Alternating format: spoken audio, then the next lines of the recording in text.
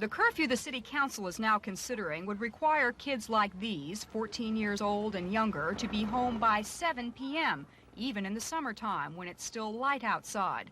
The only exceptions are if a child is with a parent or guardian or someone 16 years old or older who's taking care of him, if a child is running an emergency errand for a parent or guardian, if a child is on the way home from a school, recreational, or entertainment activity, or if a child is on the way home from work.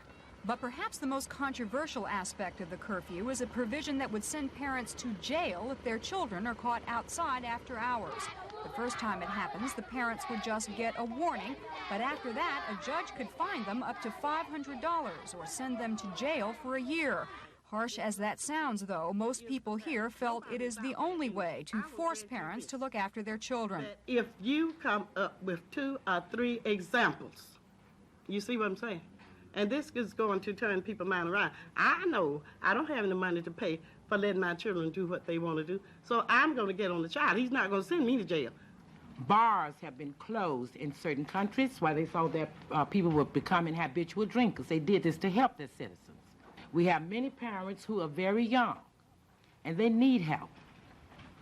So what am I saying? I'm saying please put some emphasis on the curfew.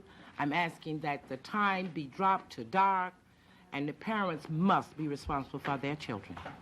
Members of the Public Safety Committee finally passed the new curfew unanimously, although with a few reservations. Some council members aren't convinced penalizing parents is constitutional.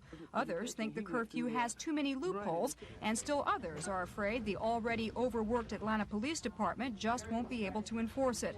But Public Safety Commissioner Lee Brown says nothing's impossible. It's rather cut and dry. If a person is on the streets under the age of 14 between the hours of 7 p.m. and 6 a.m., then that person, with some stipulations to the contrary, would be in violation of the law. So certainly it's enforceable.